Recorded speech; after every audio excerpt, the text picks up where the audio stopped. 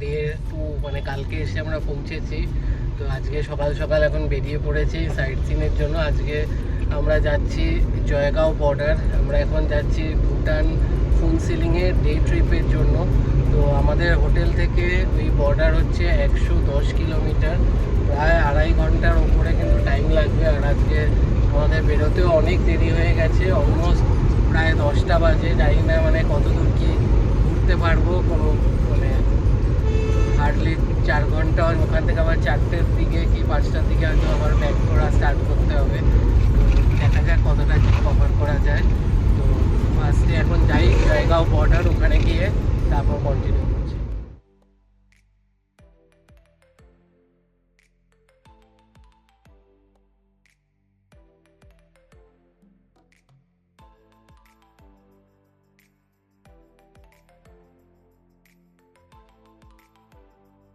রাস্তা কিন্তু খুবই সুন্দর দেখুন, আর দুপাশে জঙ্গল, দারুণ লাগছে। পুরো দুপাশ থেকে একদম গাছ পুরো ঢেকে রাখছে রাস্তা। আর রাস্তা খুবই পরিষ্কার আর একদম মানে খুবই ভালো, একদম পুরো মানে নতুন রাস্তা। পুরো ক্রস করছি গরুমারা রিজার্ভ ফরেস্ট। তো এখানে কিন্তু মানে রাস্তা দিয়ে হাতিও ক্রস করে, এরকম সব অ্যালার্ট দেওয়া। অপূর্ব সুন্দর লাগছে সাইড।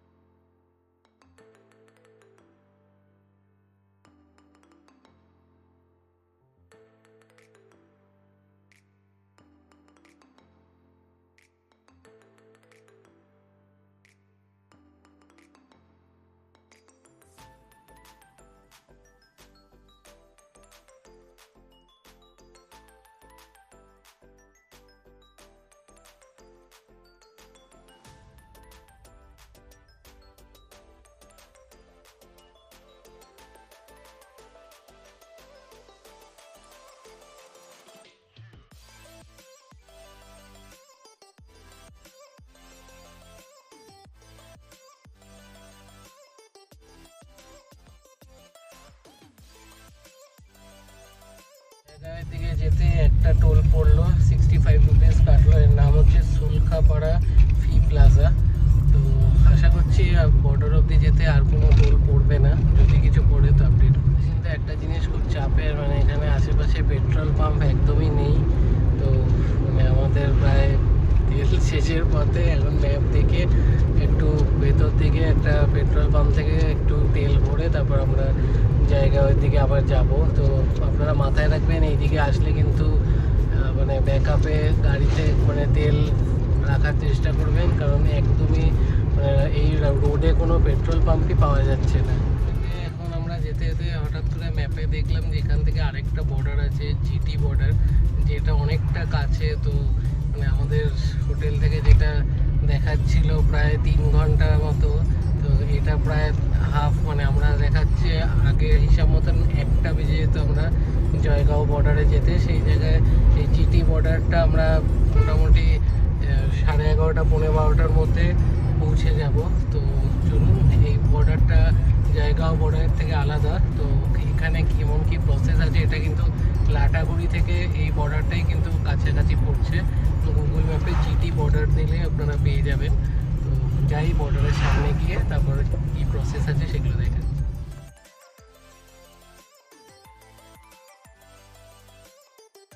বর্ডারের কাছাকাছি চলেই এসেছি। যে এখানে যে পাহাড়গুলো দেখতে পাচ্ছেন এগুলো কিন্তু ভুটান। তো চলুন সামনে গিয়ে তারপরে কি সিচুয়েশান সব কিছু দেখাবো।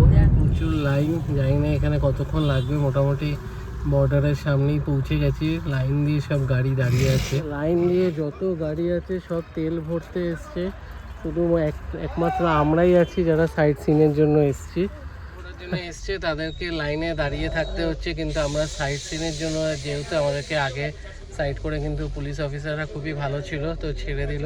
সামনে বর্ডারে এন্ট্রি করে তারপরে ভেতরে গাড়ি নিয়ে আসবে। এখানে এই যে এন্ট্রি লেখা, এখানে ড্রাইভারকে গিয়ে নাম রেজিস্টার করিয়ে তারপরে গাড়ি নিয়ে ঢুকতে হবে। আর যারা এমনি গাড়িতে প্যাসেঞ্জার থাকবে তাদেরকে হেঁটে ঢুকতে হবে, সাথে একটা আইডি প্রুফ নিয়ে যেতে হবে, ভোটার কার্ড অথবা আধার কার্ড নিয়ে।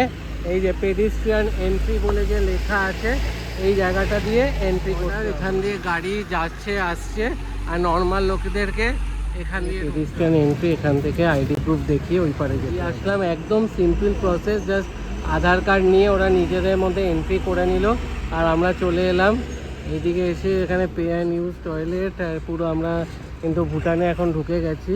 তো এরপরে গাড়ি এখান দিয়ে আসবে আমাদের, তারপরে যাব পার্কিংয়ের দিকে। মানে ওই পাশটা হচ্ছে আমাদের দেশের আর এই দিকটা হচ্ছে ভুটানের। তো এগুলো যে গাড়িগুলো যাচ্ছে এগুলো ভুটান থেকে ইন্ডিয়ার দিকে যাচ্ছে। আমরা এখানটা দিয়ে আসলাম, জাস্ট এই লোকরা যারা এখান দিয়ে জাস্ট ঢুকছে এই সাইডে এন্ট্রি করতে হচ্ছে, করে জাস্ট চলে আসা। তো যা হচ্ছে এইটুকুর মধ্যে। তো জয়গাঁওয়ের ওই জায়গাটা অনেকটা কনজাস্টেড, এই দিকটা কিন্তু অনেকটাই সিম্পল। গাড়ি এখানে চেকপোস্ট থেকে এন্ট্রি করলে তারপরে পার্কিংয়ের ওখানে যাব, গাড়ি রেখে তারপর আমরা সাইট সিনের জন্য যাচ্ছি। এখন যাচ্ছি সোজা পার্কিংয়ের দিকে, ওখানে গাড়ি পার্ক করে তারপরে সাইট সিনের জন্য গাড়ি। হ্যাঁ, এই জিটির যে বর্ডারটা আছে এদিকটায় হচ্ছে সামসি জায়গাটা, এখান দিয়ে কিন্তু ফুনসিলিংটা অনেকটাই দূর, দুটো আলাদা ডিস্ট্রিক্ট। তো এই দিক দিয়ে ঢুকলে যে ডিস্ট্রিক্টটা সেটা হচ্ছে সামসি। তো আমরা এখানে যা যা আছে এগুলো সামসির যে সাইট সিনগুলো আছে সেগুলো করব। তো এটা একটা অন্যরকম, যারা যারা জায়গাও দিয়ে যাবেন তারা ফুনসিলিং সাইট সিন করতে পারেন, ওখানে যেরকম নিয়ম। আবার এই দিক থেকে হচ্ছে সামসির সেরকম নিয়ম, মানে আপনারা ঘুরে আবার ব্যাক করে চলে যেতে পারবেন। যেরকম ফুনসিলিং ঘুরছেন মানে ডে ট্রিপ, সেরকম এইদিকেও সামসিটাও এরকম আপনারা ডে ট্রিপ করতে পারেন। তো দেখি আমরা এখান থেকে কি কি সাইট সিন হয় সেগুলো আপনাদেরকে দেখাবো। আর প্যাকেজে যাচ্ছি, এখানে 2000 টাকায় মোটামুটি সাইট সিনগুলো করাবে। তো চলুন ভিডিওটা শুরু করা যাক। এখন ভেতরে যাব দ্য শিবালয় মন্দির। এখানে কিছু রুলস অ্যান্ড রেগুলেশনস আছে এবং টাইমিং আছে, এগুলো আপনারা দেখে নেবেন। তো চলুন ভেতরে গিয়ে, মন্দিরের পেছন দিক দিয়ে কিন্তু দারুণ সুন্দর ভিউ। তো ভেতরে গিয়ে দেখাচ্ছি, বাইরে আগে জুতো খুলে তারপর যেতে হবে।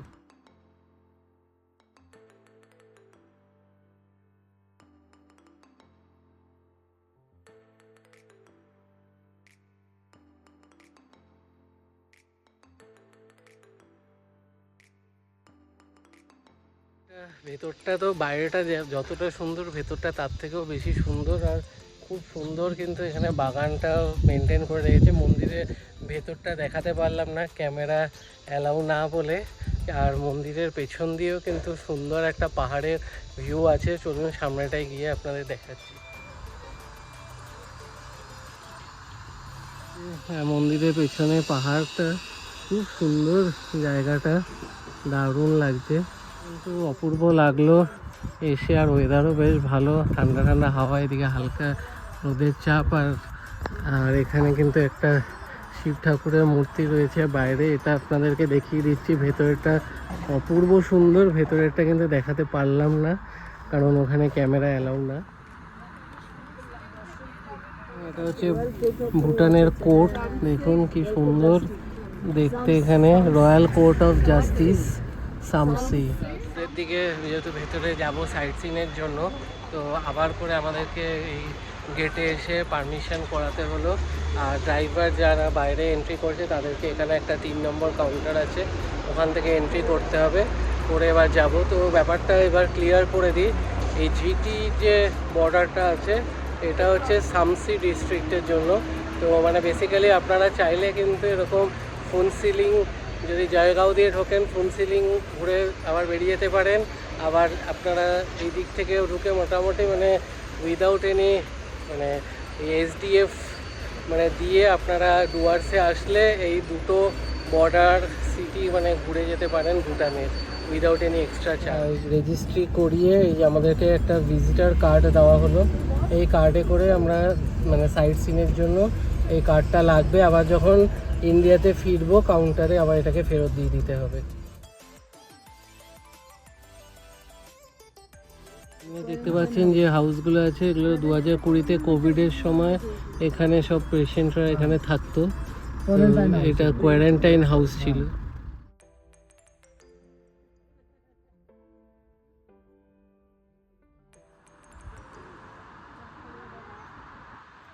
হ্যাঙ্গিং ব্রিজ, এটার নাম হচ্ছে দামদুম হ্যাঙ্গিং ব্রিজ। আর এর ওপরে একটা এই জায়গায় একটা মনেস্ট্রি আছে, যারা পারবে তারা ট্রেক করে যেতেই পারে। তো এই জায়গাটা একটা ওদের একটা ভিউ পয়েন্ট রয়েছে, তো এটাই দেখতে এলাম। নদীর জল বয়ে যাচ্ছে, জানি না নাম কি, বাট এই জায়গায় দাঁড়িয়ে একটু সুন্দর ছবি টবি তোলা যাবে। আর এখান দিয়ে এই ওপরে উঠতে হবে হ্যাঙ্গিং ব্রিজে যাওয়ার জন্য। করেও কিছুটা উঠতে হলো, একটু চাপের আছে, কিছু ধরার কিছু নেই। এবার ওপরে যাচ্ছি, এই হচ্ছে ভিউ ব্রিজ আর এই হচ্ছে ভিউ। আর এখানে হচ্ছে মনেস্ট্রিটা। ব্রিজের মোটামুটি একটু মাঝামাঝি জায়গায় আছি। এই হচ্ছে ভিউ, চারিদিকে হাওয়া দিচ্ছে, এখানে নিচে নদী বয়ে চলেছে।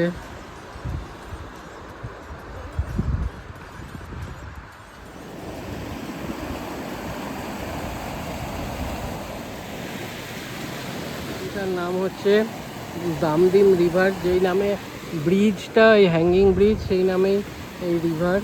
তো এই হচ্ছে সাইট সিন। আমরা একটা মহাকাল মন্দিরে যাচ্ছি না, ওখানে নাকি অনেক ট্রেকিংয়ের ব্যাপার আছে, তো সবাই ট্রেকিং করতে পারবে না। তো এরপরে যাবো একটা মনেস্ট্রিতে, তারপরে আমরা ব্যাক করবো। তো এখানেই 3-4টেই সাইট সিন বলছে, আর বাকি নাকি মানে এই গাড়ি বা ট্যুরিস্টদের পারমিট নেই। তো আমরা চেষ্টা করব কালকে একবার ওই জয়গাঁও বর্ডার দিয়ে ফুলফিলিংটা করতে, বাট আমার একটু রেটটা বেশি মনে হলো। ওর ড্রাইভার বলছে যে আপনারা এই ব্রিজে করে ট্রেক করে যান ওখানে, কিন্তু মানে রেট কম কিছু হবে না, মানে এইটুকু ঘোরার জন্য এইটাই ওনাদের রেট আছে। এখানে আইডি প্রুফ দেখিয়ে আমরা আবার যাচ্ছি মনেস্ট্রির দিকে। তো এটা হচ্ছে আরেকটা দিকে রাস্তা। রিসোর্ট আচ্ছা, রিসোর্টও রয়েছে, জিভা রিসোর্ট।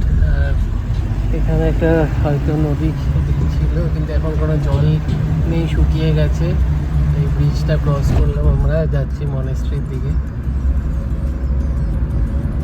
মনেস্ট্রির দিকে যাচ্ছি, আর যত গাড়ি ওপরে উঠছে তত নিচে কিন্তু সুন্দর লাগছে, পুরো সিটিটা দেখা যাচ্ছে।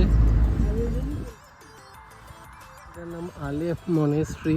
এবার এখন তো দেখছি বন্ধ, বাট এখানে দেখা যাক যদি কোনো যে মনেস্ট্রি যে থাকে মানে এখানে গার্ডে, তো সে যদি আসে তাহলে এখানে খুলে যদি দেখাতে পারে দেখবো। আর এখানটা কিন্তু দারুণ লাগছে, এখানে দারুণ ভিউ পাহাড় থেকে, আর এটা একদম পাহাড়ের অনেকটা উপরে।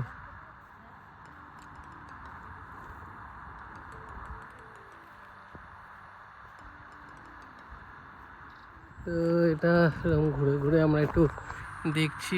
এমনি তো জায়গাটা খুবই সুন্দর লাগছে, বাট যাই হোক মানে যতটা পে করা হচ্ছে সেই পাহাড়ে মানে এই লাস্টে এই স্পটটা অনেকটা একটু ওপরে উঠতে হয়েছে, বাট সেরকম কিছুই দেখতে পেলাম না। জাস্ট এই এসে একটা শিব মন্দির দেখলাম, আর ওই হ্যাঙ্গিং ব্রিজ, একটা রিভার, আর এই মনেস্ট্রি, তাও এমন সময় নিয়ে এলেন যে ভেতর বন্ধ, কিন্তু আসার সময় খুব কনফিডেন্সলি বললো যে খোলা থাকবে অনেক।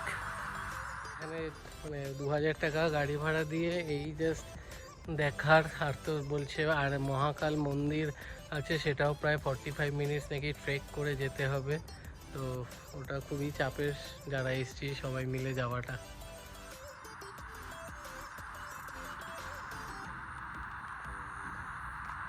খুবই সুন্দর লাগছে ফটো তোলার জন্য, দারুণ। এদিকে সব দাঁড়িয়ে ফটো তুলছে।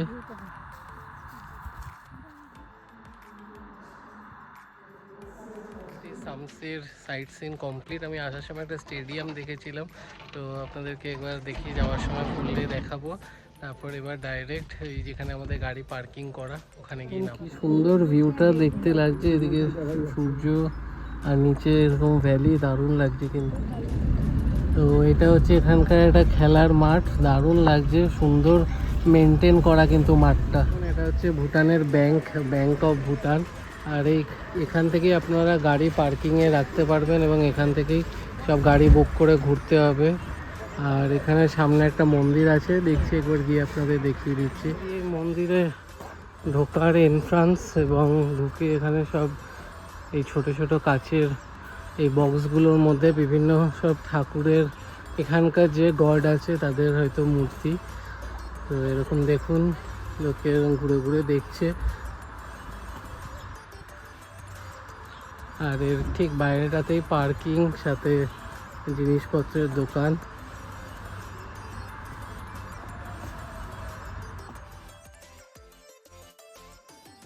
মন্দির বলতে এরকমই বাইরে থেকেই যা দেখার, আর আলাদা করে কিছু নেই। চলুন এখান থেকে একটু আশেপাশে একটু মোমো টোমো কিছু খাবো, তারপর বেরিয়ে যাবো। ঢুকেছিলাম, ওখানে বিফ পাওয়া যাচ্ছে, তো বাড়ির কেউ খাবে না, তাই দেখছি এটা সোনাম রেস্টুরেন্ট পিওর ভেজ।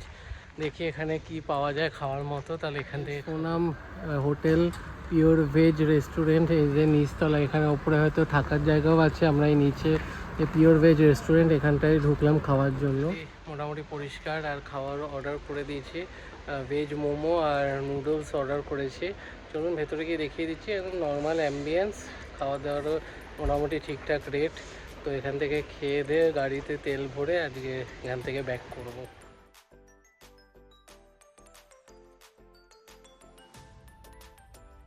রেস্টুরেন্টের বাইরে লেখা পিওর ভেজ, তো মেনুতে সব ভেজের রয়েছে, আর এগ রয়েছে, এগের সব রকম আইটেম রয়েছে, কিন্তু চিকেন বা ফিশ বা মাটন এইসব কিছু নেই। তার মানে এখানে বোধহয় এগটাকে ভেজই ধরছে ওনারা।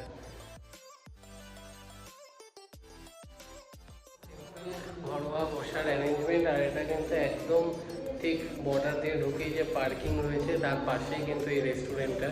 তো খাওয়ার কেমন কি, ভেজই খাচ্ছে, তো সেটা কেমন কি পরিষ্কার পরিচ্ছন্ন সব কিছু দিলে তারপর বলছি।